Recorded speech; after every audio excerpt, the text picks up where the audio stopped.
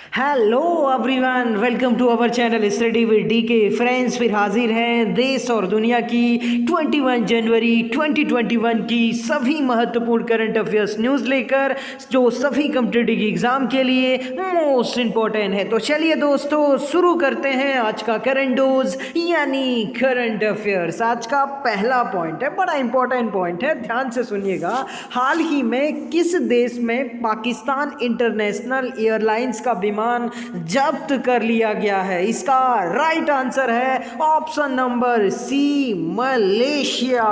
ये है आपका द इकोनॉमिक्स टाइम्स का आर्टिकल। Pakistan face big embarrassment as Malaysia seize PLA flights due to non payment of lease dues. अब ध्यान रखिएगा साथियों, अभी हाल ही में कुआलालंपुर यानी आपका मलेशिया की राजधानी है। मलेशिया की राजधानी है साथियों पीआईए, यानी आपका पाकिस्तान इंटरनेशनल एयरलाइंस का विमान जब्त कर लिया गया। और साथियों, आपका जब्त करने के बाद जो सारे पैसेंजर थे जो एक्चुअली में इंग्लैंड जा रहे थे, और इसमें आपका 12 क्रू मेंबर भी थे। ये विमान साथियों आपका पाकिस्तान से उड़ान भरता है। आप इस तरीके से मैप में देख सकते हैं, ये है आपका अपना भारत, ठीक है ना। और भारत के बिल्कुल आपका पड़ोस में आप देखेंगे तो ये रहा आपका पाकिस्तान, ठीक है ना।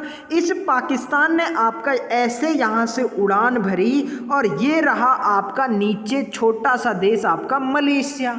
अब जब ये उड़ान भर के मलेशिया में पहुंचा तो आपका होता क्या है साथियों, जिस तरीके से हम बसेस से जाते हैं तो बीच बीच में हम लोग रेस्ट करते हैं, ठीक है ना, खाने के लिए, नाश्ता वगैरह के लिए। ऐसे ही आपका जो हवाई जहाज होते हैं वो भी बीच बीच में आपका क्या करते हैं, रेस्ट करते हैं। अब ध्यान रखिएगा साथियों, होता क्या है कि जब आपका पीआईए यानी पाकिस्तान एयरलाइंस का जो विमान होता है उसको आपका कहाँ उतारा जाता है, मलेशिया की राजधानी कुआलालंपुर में उतारा जाता है, तो वहाँ की जो पुलिस होती है वो इसको सीज कर देती है, यानी कहने का मतलब आपका जब्त कर लेती है। और ऐसे सिचुएशन में जितने भी आपका जो पीआईए का जहाज है यानी पाकिस्तान एयरलाइंस का जो जहाज है, ये साथियों वहां से आगे नहीं जा पाता है, क्योंकि वहां की जो पुलिस थी उसके द्वारा इसको जब्त कर लिया गया। अब क्यों किया गया जब्त और ये क्या रीज़न रहा, इसको हम लोग सिलसिलेवार तरीके से समझते हैं। सबसे पहले तो साथियों ध्यान रखिएगा कि आपका ये जो पीआईए का जहाज़ है यानी पाकिस्तान एयरलाइंस का जहाज़ है, ये पाकिस्तान के द्वारा आपका किराए पर लिया गया था। किस पर लिया गया था? किराए पर लिया गया था। अब साथियों, पाकिस्तान ने जो इसका किराया है वो आपका नहीं चुकाया था। अब हाल ही में क्या हुआ कि जिस कंपनी से आपका ये लिया गया था उस कंपनी ने कुआलालंपुर यानी कहने का मतलब मलेशिया की एक कोर्ट में साथियों याचिका दायर की। और याचिका दायर की तो ऐसे में आपका वहां के कोर्ट ने फैसला सुनाया कि इसके आपका एयरलाइंस के यानी पाकिस्तान एयरलाइंस के आपका जितने भी विमान आते हैं, यानी जिस पर आपका क्या किया गया है, लीज के तहत लिया गया है, किराए के तहत लिया गया है, उसको आपका क्या कर लिया जाए, जब्त कर लिया जाए। और जब इसी दिन फैसला आता है तो तुरंत से आपका मलेशिया की जो आपका पुलिस होती है वो वहां के कोर्ट के आदेश के आधार पर इसको क्या कर लेती है, जब्त कर लेती है। तो ऐसे सिचुएशन में साथियों पाकिस्तान के द्वारा किराया नहीं चुकाए जाने के कारण जो उसने लीज में आपका ये विमान लिया था, ये एक्चुअली में आपका बोइंग 777 का विमान है। किसका साथियों? बोइंग 777 का आपका जो है ये विमान है। और इस विमान को आपका अभी हाल ही में क्या कर लिया गया, जब्त कर लिया गया। किसके द्वारा? आपका मलेशिया की पुलिस के द्वारा। तो ये सारा का सारा मामला था जिस वजह से आपका पाकिस्तान इंटरनेशनल एयरलाइंस का विमान जब्त कर लिया गया। अगर बात करें आपका मलेशिया की तो साथियों ध्यान रखिएगा, मलेशिया की राजधानी है कुआलालंपुर और यहाँ के पीएम है मुहिद्दीन यासीन। कौन है साथियों? मुहिद्दीन यासीन आपका यहाँ के प्राइम मिनिस्टर है। जबकि यहाँ की जो मुद्रा है साथियों वो है रिंगिट। क्या है साथियों? रिंगिट यहाँ की आपका मुद्रा है। और आपका रबड़ स्टेट के नाम से मलेशिया को आपका जाना जाता है, क्योंकि विश्व में रबड़ का जो सर्वाधिक उत्पादन किया जाता है वो आपका मलेशिया के द्वारा किया जाता है। जबकि साथियों टीन का जो सबसे ज़्यादा निर्यात होता है विश्व में, इसमें मलेशिया का प्रथम स्थान है। इस पॉइंट को भी आप नोट कर लीजिएगा। तो आई होप दोस्तों ये सारी की सारी कहानी, यानी क्यों आपका पाकिस्तान इंटरनेशनल एयरलाइंस का जो विमान है, जो हवाई जहाज़ है, उसको क्यों जब्त किया गया, उस रीज़न को आप बहुत अच्छे तरीके से समझे होंगे। बढ़ते हैं अपने नेक्स्ट पॉइंट की ओर। नेक्स्ट पॉइंट है, हाल ही में किस रक्षा संगठन ने रक्षिता नामक मोटर बाइक एम्बुलेंस CRPF को सौंपा है? इसका राइट आंसर है ऑप्शन नंबर बी, DRDO। ये है टाइम्स ऑफ इंडिया का article. CRPF DRDO launch bike ambulance रक्षिता। अब ध्यान रखिएगा साथियों, अभी हाल ही में ये जो सामने आपको तस्वीर दिख रही है, इसी आपका जो है तस्वीर को आप देख सकते हैं। ये आपका साथियों यहाँ पर ये कोई सैनिक आपका लेटा हुआ है और ये आपका एक इमरजेंसी एम्बुलेंस की तरह क्या करेगा, कार्य करेगा। अब साथियों ये जो आपका रक्षिता मोटर बाइक एम्बुलेंस है, इसको आपका ऐसे इलाकों पर जहाँ पर आपका 4 व्हीलर एम्बुलेंस नहीं जा पाती है या वो नहीं पहुँच पाती है, तो तत्काल आपका चिकित्सा सुविधा उपलब्ध कराने हेतु DRDO के द्वारा ये अभी हाल ही में बनाया गया है। इस पॉइंट को आप अच्छे से ध्यान रखिएगा। अगर बात करें आपका DRDO की, तो ध्यान रखिएगा साथियों, डिफेंस रिसर्च डेवलपमेंट ऑर्गेनाइजेशन, यानी रक्षा एवं अनुसंधान संगठन, इसका आपका फुल फॉर्म होता है। 1958 में इसकी स्थापना की गई। यह भारत के रक्षा मंत्रालय के अधीन आता है। और ध्यान रखिएगा साथियों, इसका जो हेडक्वार्टर है वो है आपका न्यू दिल्ली में। कहाँ है साथियों? इसका जो हेडक्वार्टर है वो है आपका न्यू दिल्ली में। और वर्तमान में इसके जो प्रमुख हैं, अध्यक्ष हैं, वो है आपका जे सतीश रेड्डी साहब। कौन है साथियों? जे सतीश रेड्डी साहब। और आपका इसके टोटल लैब्स की संख्या है साथियों 52। कितनी है साथियों?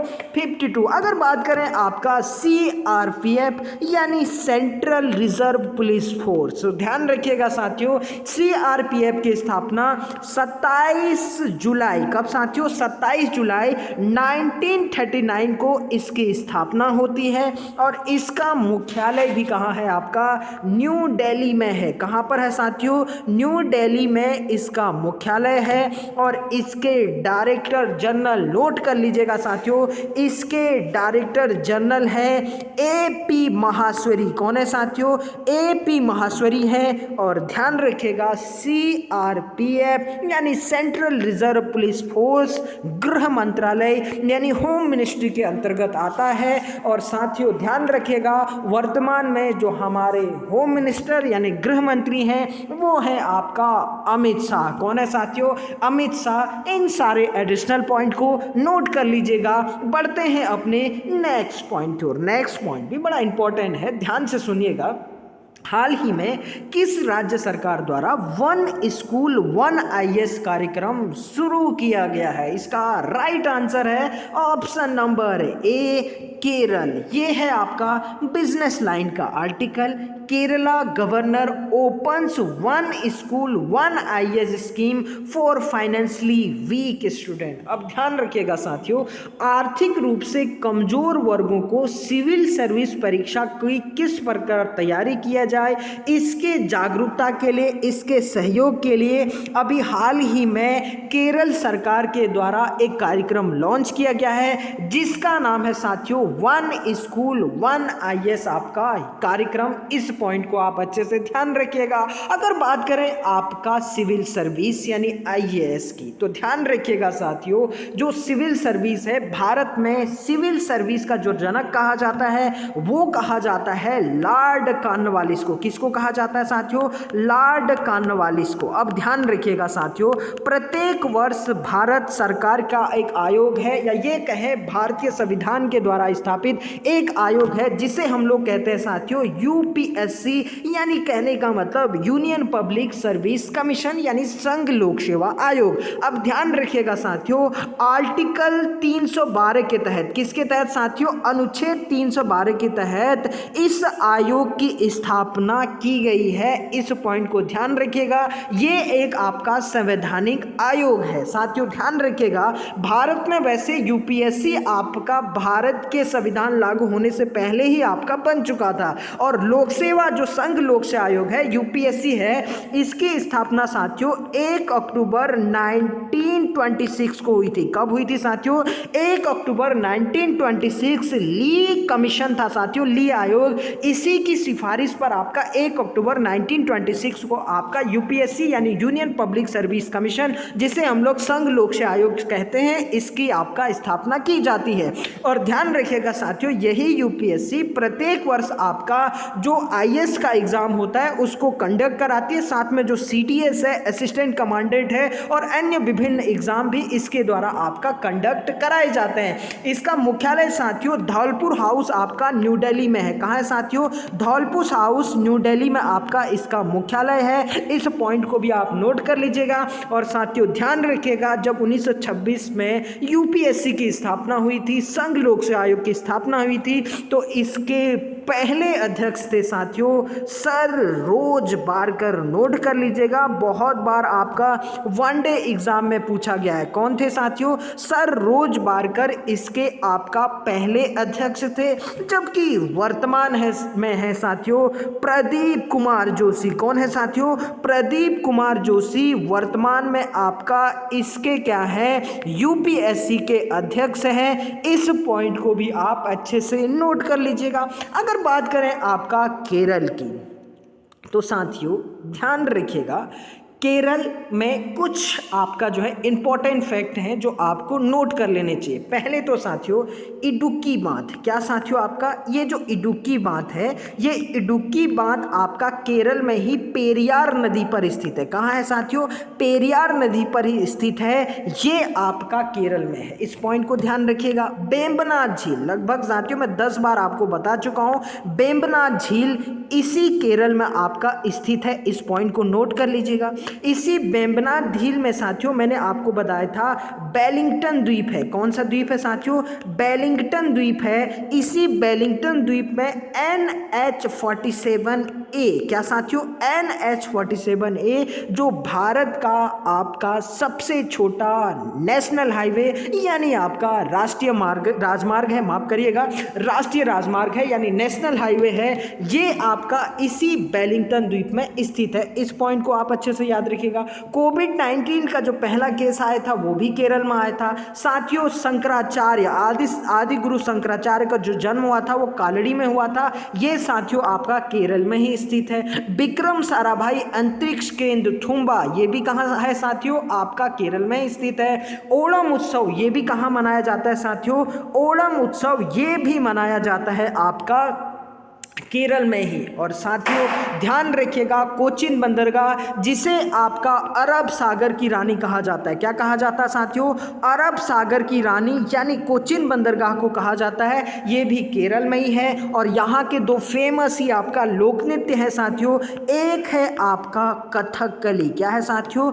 कथकली, और दूसरा है साथियों मोहिनी अट्टम, क्या है साथियों आपका? मोहिनी अट्टम। इस पॉइंट को भी आप अच्छे से ध्यान रखिएगा। तो साथियों ये थी आपका बेसिक जानकारियां केरल के बारे में और आपका इंडियन सिविल सर्विस के बारे में। साथियों एक पॉइंट और बता देना चाहूँगा कि आपका पहले इंडियन जो सिविल सर्विस था यानी आईसीएस था, यानी कहने का मतलब आपका इसे आईसीएस के नाम से जाना जाता था यानी इंडियन सिविल सर्विस। लेकिन अब साथियों स्वतंत्रता के बाद आपका इसका नाम चेंज करके आईएएस यानी इंडियन एडमिनिस्ट्रेटिव सर्विस रख दिया गया। और ध्यान रखिएगा साथियों, भारतीय प्रशासनिक सेवा का जो जनक बोला जाता है स्वतंत्रता के बाद, वो बोला जाता है सरदार वल्लभ भाई पटेल, जो भारत के पहले उप प्रधानमंत्री और भारत के पहले गृह मंत्री थे। और भारत में रियासतों के एकीकरण का जो जनक कहा जाता है वो आपका सरदार वल्लभ भाई पटेल को कहा जाता है। और शायद आपको साथियों ध्यान होगा, गुजरात में नर्मदा जिले में नर्मदा नदी के तट पर केवड़िया नामक स्थान पर आपका साधु एड द्वीप में साथियों 182 मीटर की स्टैचू ऑफ यूनिटी, जो दुनिया की आपका सबसे ऊंची स्टैचू है, ये साथियों सरदार वल्लभ भाई पटेल जी की है। इस पॉइंट को भी आप नोट कर लीजिएगा। बढ़ते हैं साथियों नेक्स्ट पॉइंट की ओर। नेक्स्ट पॉइंट है साथियों, हाल ही में वी शांता का निधन हो गया है। यह किस क्षेत्र से संबंधित थी? इसका राइट आंसर है ऑप्शन नंबर डी, चिकित्सा। ये है आपका टाइम्स ऑफ इंडिया का आर्टिकल। Doctor V Shanta, cancer institute chairwoman, dies in Chennai. अब ध्यान रखिएगा साथियों, ये आपका एक कैंसर रोग विशेषज्ञ थी और कैंसर इंस्टीट्यूट आपका जो doctor V Shanta cancer institute आपका चेन्नई में स्थित था। यहीं पर साथियों आपका अभी हाल ही में इनका क्या हुआ है, निधन हो गया है। ये इसकी आपका चेयरवुमन थी। इस पॉइंट को आप अच्छे से ध्यान रखिएगा। अब साथियों ये आपका क्या थी, एक कैंसर आपका रोग विशेषज्ञ थी। अब ध्यान रखिएगा साथियों, ये जो वी शांता है, इन्हें आपका 2015 में भारत सरकार के द्वारा कैंसर के क्षेत्र में किए गए इनके कार्यों के लिए पद्म विभूषण से सम्मानित किया गया। किससे साथियों? आपका पद्म विभूषण से आपका इनको सम्मानित किया गया, जो भारत का दूसरा सर्वोच्च नागरिक सम्मान है। क्या है साथियों? भारत का जो दूसरा सर्वोच्च नागरिक सम्मान है, 2015 में जो वी शांता जी थी, इनको आपका सम्मानित किया गया था। इस पॉइंट को आप अच्छे से ध्यान रखिएगा। और साथियों इनके ही कार्यों के लिए 2005 में एशिया का नोबेल कहा जाने वाला रेमन मैग्सेसे अवार्ड से इन्हें प्रदान किया गया था। क्या किया गया था साथियों? रेमन मैग्सेसे अवार्ड से सम्मानित किया गया था। इस पॉइंट को भी आप अच्छे से ध्यान रखिएगा। और साथियों जो कैंसर की खोज थी वो एक्चुअली में आपका चूहे पर की गई थी। किस पर की गई थी साथियों? चूहे पर की गई थी। और इसे कहा जाता है ओंको माउस। क्या कहा जाता है साथियों? Onco mouse. क्या कहा जाता है साथियों? ओंको माउस कहा जाता है। इस चूहे का नाम रखा जाता है ओंको माउस। और साथियों ध्यान रखिएगा, कैंसर के अध्ययन को कहा जाता है ओंकोलॉजी। क्या कहा जाता है साथियों? ओंकोलॉजी। बहुत बार आपका साथियों एग्जाम में आया है कि ओंकोलॉजी क्या है। और ध्यान रखिएगा साथियों, ये जो आपका ओंकोलॉजी है, इसी के आपका विशेषज्ञ को, यानी कैंसर के अध्ययन को तो क्या कहा जाता है? आपका ओंकोलॉजी कहा जाता है। और जो कैंसर के आपका विशेषज्ञ होते हैं उनको कहा जाता है साथियों ओंकोलॉजिस्ट। यानी कहने का मतलब आपका जो वी शांता जी थी वो एक ओंकोलॉजिस्ट थी, यानी कैंसर रोग विशेषज्ञ थी। इस पॉइंट को भी आप अच्छे से ध्यान रखिएगा। और साथियों अगर बात करें भारत के पहले महिला कार्डियोलॉजिस्ट की, जिनकी अभी हाल ही में आपका निधन हुआ है, उनका नाम था साथियों पद्मावती। क्या था साथियों? पद्मावती। इस पॉइंट को भी आप अच्छे से नोट कर लीजिएगा। और साथियों विश्व कैंसर दिवस जो मनाया जाता है वो मनाया जाता है 4 फरवरी को। कब मनाया जाता है साथियों? 4 फरवरी को। तो साथियों ध्यान रखिएगा, अभी हाल ही में जो वी शांता है इनका निधन हुआ है और इन्हें आपका चिकित्सा के लिए, कैंसर रोग आपका कार्यों के लिए 2005 में रेमन मैग्सेसे पुरस्कार और जबकि 2015 में आपका पद्म विभूषण से आपका नवाजा गया था। बढ़ते हैं साथियों अपने नेक्स्ट पॉइंट को। और ये तस्वीर आप देख सकते हैं। नेक्स्ट पॉइंट बड़ा इंपॉर्टेंट है, ध्यान से सुनिएगा। द ग्रेट ग्रीन वॉल खबरों में था, जिसे हाल ही में $14 बिलियन सहायता राशि मिली है। यह किस महाद्वीप में स्थित है? इसका राइट आंसर है option number D, Africa. Africa महाद्वीप। ये है डाउन अर्थ का article, how funding can help Sahel fight desertification again, great green wall project on slow track due to fund crunch, president of France Emmanuel Macron announce 14 billion to scale up work. अब ध्यान रखिएगा साथियों, अभी हाल ही में UN और world bank की सहायता से फ्रांस के द्वारा 14 बिलियन डॉलर की राशि आपका अफ्रीका महाद्वीप को प्रदान की गई है, ताकि द ग्रेट ग्रीन वॉल जो प्रोजेक्ट है वो तेजी से आपका बढ़े। सबसे पहले तो साथियों आपका ये देखिए, ये है आपका अफ्रीका का मैप, ठीक है ना। ये जो अफ्रीका का मैप है, यहीं पर आपका साथियों दुनिया का आपका एक बहुत ही महत्वपूर्ण आपका मरुस्थल पाया जाता है, दुनिया का सबसे बड़ा गर्म मरुस्थल, जिसका नाम है साथियों सहारा, ठीक है ना। क्या पाया जाता है आपका सहारा। अब दूसरे मैप में समझते हैं। अब ये जो ऊपर का एरिया है साथियों, ये आपका पूरा सहारा मरुस्थल से घिरा हुआ है। किससे साथियों? आपका सहारा मरुस्थल से घिरा हुआ है। इसके जो नीचे वाला आपका इलाका है साथियों, ये पूरा का पूरा आपका जो है कांगो बेसिन कहलाता है। जो कांगो नदी के आसपास आपका साथियों बहुत ही आपका घने जंगल हैं, उनको साथियों आपका कांगो बेसिन कहा जाता है। और यहाँ पर साथियों बहुत ज़्यादा क्या होती है? बारिश होती है, क्योंकि मैंने आपको कुछ दिन पहले आपका बताया था साथियों कि जो कांगो नदी है, कांगो नदी आपका यहीं से होकर जाती है और यहीं से आपका साथियों जो विषुवत रेखा है यानी इक्वेटर है, ये आपका साथियों गुजरती है, ठीक है ना।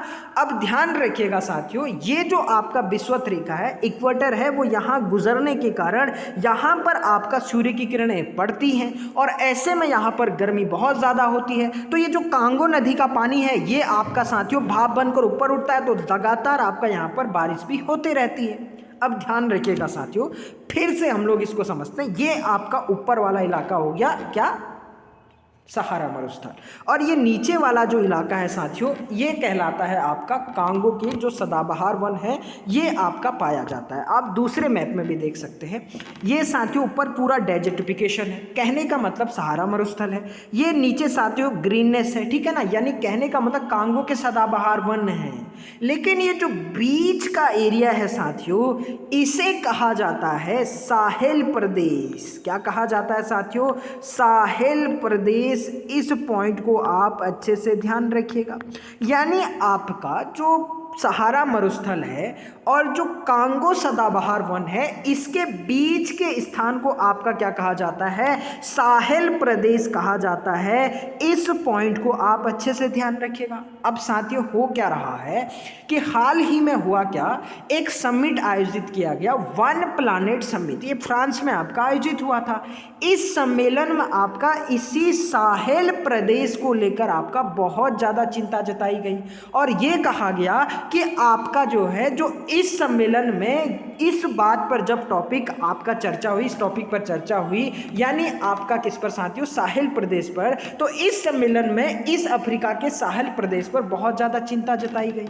जबकि साथियों इसी सम्मेलन में ये कहा गया कि अगर इस डेजर्टिफिकेशन को, यानी कहने का मतलब आपका जो ये सहारा मरुस्थल है साथियों, ये सहारा मरुस्थल आपका बढ़ता ही जा रहा है। यानी कहने का मतलब जो डेजर्ट होता है वो स्पेस क्षेत्र को बढ़ाता है, अपना विस्तार करता है और साथियों इसी विस्तार को march past of the desert कहते हैं। अब साथियों ये जो march past of the desert है, ये लगातार आपका जो है इस साहिल प्रदेश की ओर बढ़ रहा है। यानी ये भी आपका जो है मरुस्थल में धीरे धीरे चेंज हो रहा है और नीचे से साथियों इधर आपका ऑलरेडी लगातार बारिश होती रहती है। तो आधा आपका बारिश से ये साहिल प्रदेश परेशान है और आधा डेजर्टिफिकेशन की वजह से परेशान है। और ऐसे सिचुएशन में इन द फ्यूचर में यहाँ पर पूरा का पूरा प्रॉब्लम क्रिएट होने की पूरी संभावना है। ऐसे में जब 2020 में वन प्लेनेट समिट हुआ, तो उसमें फ्रांस में जो आयोजित हुआ था, इस सम्मेलन में इसी पर बहुत ज़्यादा आपका चिंता जताई गई और ये भी कहा गया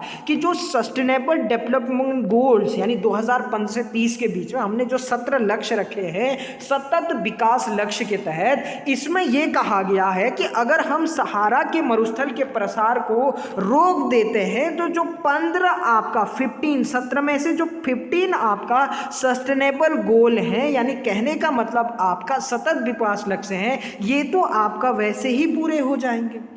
तो इसी वजह से साथियों अभी हाल ही में आपका जो फ्रांस है, फ्रांस के द्वारा $14 बिलियन इस द ग्रेट ग्रीन वॉल आपका जो है प्रोजेक्ट के लिए दिया गया है। अब आप एक सवाल पूछेंगे कि सर ये आपका the great green wall project तो समझ में नहीं आया। ठीक है, डेजर्टिफिकेशन बढ़ रहा है, नीचे आपका जो है ग्रीननेस है, यहाँ खूब सारी बारिश होती है, तो बारिश से ये वाला इलाका परेशान रहता है, और आपका जो है यहाँ डेजर्टिफिकेशन होने की वजह से ये वाला इलाका भी परेशान हो रहा है। तो ऐसे सिचुएशन में यहाँ पे प्रॉब्लम क्रिएट हो रही है, यानी डेजर्टिफिकेशन बढ़ते रहा तो ऐसे में तो पूरा आपका ये क्या बन जाएगा, मरुस्थल बन जाएगा, ये पूरा का पूरा एरिया मरुस्थल बन जाएगा। तो साथियों इसी मरुस्थलीकरण को रोकने के लिए द ग्रेट ग्रीन वॉल बनाए जाने का आपका प्रस्ताव है। अब ध्यान रखिएगा साथियों, आपका इसके तहत ये कहा गया है कि ये जो एरिया है यानी द ग्रेट ग्रीन वॉल के तहत इस एरिया में आपका क्या लगाए जाएंगे, पेड़ पौधे लगाए जाएंगे। लगभग 800 किलोमीटर लंबाई में, इस एरिया में 800 किलोमीटर लंबाई में और 1500 किलोमीटर चौड़ाई में आपका एक द ग्रेट ग्रीन वॉल बनाई जाएगी। यानी यहाँ आपका बहुत सारे आपका पेड़ लगाए जाएंगे। क्या लगाए जाएंगे साथियों, पेड़ लगाए जाएंगे। एक दीवार टाइप की आपका क्या की जाएगी, खड़ी की जाएगी, और इसी को आपका कहा जा रहा है साथियों द ग्रेट ग्रीन वॉल। यानी आपका डेजर्टिफिकेशन यानी मरुस्थलीकरण को रोकने के लिए जो साहिल प्रदेश में आपका पेड़ लगाए जाएंगे यही कहलाएगा द ग्रेट ग्रीन वॉल। तो आई होप साथियों आपको पूरी की पूरी आपका कहानी समझ में आई होगी। और साथियों UN हो गया, WB हो गया यानी वर्ल्ड बैंक हो गया, इसकी सहायता से अभी हाल ही में फ्रांस के द्वारा इस कार्यक्रम को और तेजी से बढ़ाने के लिए द ग्रेट ग्रीन वॉल को जल्द से जल्द बनाने के लिए माफ करेगा, ताकि आपका यहाँ पर डेजर्टिफिकेशन रुके और यहाँ पर साथियों आपका क्या हो, हरियाली हो। इसी वजह से आपका अभी हाल ही में $14 बिलियन आपका डॉलर मदद दी गई है। इस पॉइंट को भी आप अच्छे से ध्यान रखिएगा। अगर बात करें आपका अफ्रीका महाद्वीप की, तो साथियों ध्यान रखिएगा अफ्रीका महाद्वीप दुनिया का सबसे बड़ा महाद्वीप है, दुनिया का दूसरा, कितना साथियों, सेकंड लार्जेस्ट है, पहला एक्चुअली में साथियों एशिया है। इस पॉइंट को ध्यान रखिएगा। मानव सभ्यता का पालना इसी महाद्वीप को कहा जाता है, क्योंकि यहीं से आपका मानव सभ्यता का क्या हुआ था, विकास हुआ था। इस महाद्वीप को साथियों काला और मंद महाद्वीप भी कहा जाता है। और साथियों नोट कर लीजिएगा, एकमात्र ऐसा महाद्वीप है जहां से भूमध्य सागर भी गुजरती है, जहां से आपका मकर रेखा भी गुजरती है, और जहां से साथियों आपका कर्क रेखा भी गुजरती है। इन सारे पॉइंट को अच्छे से नोट कर लीजिएगा। यहां बहने वाली एक साथियों कांगो नदी है, जो आपका कहां बहती है, सूडान में, सॉरी आपका जो है जो कांगो है वहां पर बहती है। कहां बहती है साथियों, कांगो में बहती है। अब ध्यान रखिएगा, यही कांगो नदी को दो जगहों पर जो भूमध्य रेखा है, इक्वेटर है, वो साथियों काटती है, सहारा मरुस्थल और कालाहारी मरुस्थल इसी आपका महाद्वीप में स्थित है। ध्यान रखिएगा साथियों, ग्रीष्म ऋतु में, कब आपका साथियों, ग्रीष्म ऋतु में यहाँ पर आपका गर्म और धूल भरी उत्तर से पूरब की ओर क्या करती हैं साथियों, उत्तर से पूरब की ओर आपका गर्म हवाएं चलती हैं, जिन्हें आपका हरमट्टन कहा जाता है। क्या कहा जाता है साथियों, हरमट्टन कहा जाता है। इस पॉइंट को भी आप अच्छे से ध्यान रखिएगा। अफ्रीका में जो उष्ण घास के मैदान होते हैं उन्हें आपका सवाना कहा जाता है, और जबकि जो शीतोष्ण घास के मैदान होते हैं उन्हें आपका साथियों वेल्ड कहा जाता है। इस पॉइंट को भी आप अच्छे से ध्यान रखिएगा। और साथियों ये जो अफ्रीका महाद्वीप है, अफ्रीका महाद्वीप का कल ही मैंने एक करंट अफेयर्स न्यूज आपको पढ़ाया था सूडान के बारे में, और कुछ दिन पहले साथियों मैंने डिजीज एक्स के बारे में भी आपको समझाया था। यानी जो डिजीज एक्स है ये आपका साथियों कोविड-19 से भी खतरनाक वायरस है, और इसका जो आपका पहला 0 पेशेंट पाया गया है वो साथियों आपको कांगो में पाया गया है। इस पॉइंट को भी ध्यान रखिएगा। तो आई होप साथियों ये सारे पॉइंट्स आपको अच्छे से समझ में आए होंगे और साथ में आपको अच्छे से समझ में आया होगा कि क्या है ये जो द ग्रेट ग्रीन वॉल है जो अभी काफ़ी चर्चाओं में है। तो ये सारे पॉइंट आप अच्छे से ध्यान रखिएगा। बढ़ते हैं अपने नेक्स्ट पॉइंट की ओर। नेक्स्ट पॉइंट है साथियों, हाल ही में एक्स डेजर्ट नाइट वायुसेना अभ्यास किन दो देशों के मध्य हो रहा है? इसका राइट आंसर है ऑप्शन नंबर सी, भारत और फ्रांस। ये है द इकोनॉमिक्स टाइम्स का article. Exercise desert night 2021 French Rafale land at Jodhpur base. अब ध्यान रखिएगा साथियों, राफेल आपका जो है पहली बार, क्या साथियों, आपका जो राफेल विमान है ये पहली बार आपका किसी एक्सरसाइज में क्या होगा, शामिल होगा। इस पॉइंट को आप अच्छे से ध्यान रखिएगा। ये जो सामने आपको राफेल की तस्वीर दिख रही है साथियों, ध्यान रखिएगा, ये हमने फ्रांस के दसॉल्ट कंपनी से, किससे साथियों, फ्रांस के दसॉल्ट कंपनी से आपका खरीदा और इसे आपका गोल्डन स्क्वाड्रन नंबर 17 में आपका हमने क्या कर रखा है, शामिल कर रखा है। और राफेल उड़ाने वाली जो पहली महिला थी उनका नाम था साथियों शिवांगी। क्या नाम था साथियों, शिवांगी आपका पहली महिला थी जिन्होंने आपका राफेल को क्या किया था, उड़ाया था। इस पॉइंट को भी आप अच्छे से ध्यान रखिएगा। अब अन्य महत्वपूर्ण एक्सरसाइज की बात कर लेते हैं। सबसे पहले तो ध्यान रखिएगा शक्ति एक्सरसाइज। कौन सी साथियों, शक्ति एक्सरसाइज। ये जो शक्ति एक्सरसाइज है ये साथियों भारत और फ्रांस के बीच में ही आयोजित की जाती है। एक बहुत ही इंपॉर्टेंट है साथियों वज्र प्रहार। क्या साथियों, वज्र प्रहार, ये भारत और आपका यूएसए के बीच में आयोजित की जाती है। ध्यान रखिएगा साथियों सूर्य किरण। कौन सी साथियों, सूर्य किरण, ये आयोजित किया जाता है साथियों भारत और नेपाल के बीच में। किसके बीच में, सूर्य किरण भारत और नेपाल के बीच में। जबकि साथियों हैंड इन हैंड, कौन सा साथियों, हैंड इन हैंड, ये आपका सैन्य अभ्यास आयोजित किया जाता है भारत और चाइना के बीच में। किसके बीच में साथियों, भारत और चाइना के बीच में। जबकि साथियों अजय वॉरियर, कौन सा साथियों, आपका अजय वॉरियर, ये आपका आयोजित किया जाता है इंडिया और इंग्लैंड के बीच में।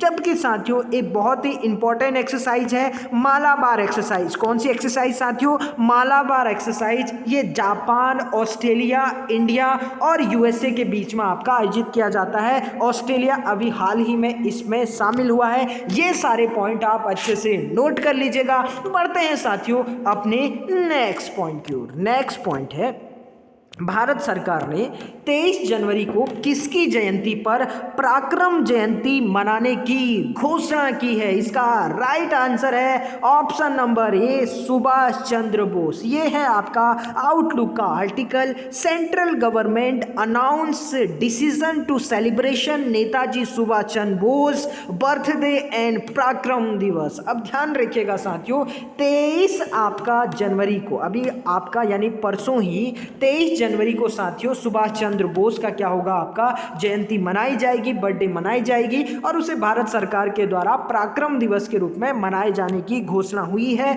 इस पॉइंट को भी आप अच्छे से ध्यान रखिएगा। बढ़ते हैं अपने नेक्स्ट पॉइंट की ओर। नेक्स्ट पॉइंट भी बड़ा इंपॉर्टेंट है, ध्यान से सुनिए। हाल ही में विश्व के महंगे मशरूम में से एक गुच्छी या मोरेल मशरूम चर्चाओं में था। यह मशरूम कहाँ पाया जाता है? इसका राइट आंसर है option number B, Jammu and Kashmir. ये है आपका बिजनेस लाइन का article. GI tag short for India's costliest mushroom. अब ध्यान रखिएगा साथियों, अभी हाल ही में जो वहाँ के कुछ संगठन है जम्मू कश्मीर के, उनके द्वारा आपका जो मशरूम है जिसका नाम है गुच्छी या मोरेल, क्या नाम है साथियों, गुच्छी या मोरेल, इसे आपका जीआई टैग देने की मांग की जा रही है। अगर बात करें आपका मोरेल या गुच्छी आपका मशरूम की, तो ध्यान रखिएगा साथियों ये जम्मू कश्मीर के समशीतोष्ण आपका डोडा जिले में पाई जाती है। कहाँ पाई जाती है साथियों? प्रमुखतः आपका डोडा जिले में पाई जाती है। और आपका साथियों इसकी जो कॉस्ट है वो बहुत ही ज़्यादा आपका जो है महंगी है। इसकी कॉस्ट है साथियों 20,000 रुपये प्रति किलो। कितनी है साथियों? 20,000 ₹20,000 आपका प्रति केजी इसकी कीमत है। इस पॉइंट को आप अच्छे से ध्यान रखिएगा। ये रही तस्वीर आपका इस गुच्छी मशरूम की, ये सामने आपको तस्वीर दिख रही होगी और इसी की कीमत है साथियों 20,000 प्रति किलो। तो आप इमेजिन कर सकते हैं कि ये मशरूम आपका कितनी ज़बरदस्त और टेस्टी होगी, ठीक है ना। तो साथियों ध्यान रखिएगा, इसे आपका जीआई टैग देने की मांग की जा रही है। अगर आपका इसे जीआई टैग दिया जाता है तो हम ज़रूर आपका इस क्वेश्चन को फिर से अपने करंट अफेयर्स न्यूज़ एनालिसिस में शामिल करेंगे। बढ़ते हैं साथियों अपने नेक्स्ट पॉइंट की ओर। नेक्स्ट पॉइंट है, हाल ही में किसे सर्वसम्मति से सोमनाथ मंदिर न्यास परिषद का अध्यक्ष चुना गया है? इसका राइट आंसर है ऑप्शन नंबर ए, नरेंद्र मोदी। ये है टाइम्स ऑफ इंडिया का article, Narendra Modi is new chief of Somnath temple trust. अब ध्यान रखिएगा साथियों, अभी हाल ही में जो सोमनाथ टेम्पल है जो गुजरात में स्थित है, साथियों आपको ध्यान होगा कि यहीं पर आपका 1026 में मोहम्मद गजनवी के द्वारा आक्रमण किया गया था और यहां से उसने आपका 20 लाख दिनार उस समय आपका संपत्ति अर्जित की थी। यह है आपका सोमनाथ टेम्पल की तस्वीर और यहीं के आपका अभी हाल ही में इस मंदिर के न्यास के अध्यक्ष चुने गए हैं हमारे देश के प्रधानमंत्री मोदी जी। ये साथियों मोदी जी आपका इस मंदिर ट्रस्ट के 8वें अध्यक्ष हैं। कौन है साथियों? 8वें अध्यक्ष हैं। इससे पहले आपका केशुभाई पटेल आपका क्या थे? इसके अध्यक्ष थे। केशुभाई पटेल की 2020 में आपका मौत हो चुकी है और अब प्रधानमंत्री नरेंद्र मोदी जी इस मंदिर के आपका जो है ट्रस्टी यानी न्यास का आपका अध्यक्ष का स्थान लेंगे। इस पॉइंट को ध्यान रखिएगा। इससे पूर्व साथियों आपका क्या कोई प्रधानमंत्री आपका इसका न्यास परिषद का अध्यक्ष बना है? बिल्कुल बना है। ध्यान रखिएगा साथियों, पहले गैर कांग्रेसी जो प्रधानमंत्री थे जिनका नाम था मोरारजी देसाई। क्या नाम था साथियों? मोरारजी देसाई। ये जो मोरारजी देसाई जी थे ये आपका इससे पहले क्या बन चुके हैं? इस न्यास के अध्यक्ष बन चुके हैं। यानी इससे पहले पूर्व पीएम मोरारजी देसाई इस न्यास के अध्यक्ष बन चुके हैं और भारत के आपका नरेंद्र मोदी जी दूसरे प्रधानमंत्री हैं जो आपका इस ट्रस्ट के क्या बनेंगे? अध्यक्ष बनेंगे। इस पॉइंट को भी आप अच्छे से नोट कर लीजिएगा। सोमनाथ मंदिर ये कहाँ है साथियों? गुजरात में स्थित है और आपका ध्यान रखिएगा 1026 में इस पर आक्रमण किसने किया था? मोहम्मद गजनवी ने किया था। बढ़ते हैं अपने नेक्स्ट पॉइंट की ओर। नेक्स्ट पॉइंट है साथियों, हाल ही में भारत ने 2-1 से बॉर्डर गावस्कर ट्रॉफी किस देश से जीती? इसका राइट आंसर है ऑप्शन नंबर बी, ऑस्ट्रेलिया। ये है आपका द इंडियन एक्सप्रेस का article, India versus Australia, India becomes 5th team to win series in Australia. यानी भारत आपका 5वां देश बन चुका है जिसने ऑस्ट्रेलिया की धरती पर ही उसको क्या कर दिया साथियों? पराजित कर दिया। और अभी हाल ही में भारत के द्वारा साथियों ऑस्ट्रेलिया को 4 मैचों की जो टेस्ट सीरीज थी इसमें 2-1 से आपका मात देकर बॉर्डर गावस्कर ट्रॉफी आपका जीत ली है। इस पॉइंट को ध्यान रखिएगा। और साथियों ये जो चौथा मैच हुआ था वो एक्चुअली में आपका ऑस्ट्रेलिया के गाबा स्टेडियम में हुआ था और 32 साल के बाद कोई आपका ऑस्ट्रेलिया को उसी की धरती पर गाबा स्टेडियम में हरा कर आया है। ये अपने आप में इतिहास है भारत के लिए। तो ये सारे पॉइंट साथियों बहुत अच्छे से ध्यान रखिएगा। तो ये था दोस्तों आज की सभी महत्वपूर्ण करंट अफेयर्स न्यूज का एनालिसिस, जिसमें हमने करंट अफेयर्स न्यूज एनालिसिस के साथ साथियों वो सारे आपका important additional fact static GK शामिल किया है जो आपके सभी महत्वपूर्ण एग्जाम के लिए महत्वपूर्ण होंगे। तो चलिए दोस्तों फिर मिलते हैं एक नए करंट अफेयर्स न्यूज एनालिसिस के साथ। तब तक आप पढ़ते रहिए। If you like this video please share, like, comment and subscribe. Thank you very much. God bless you all.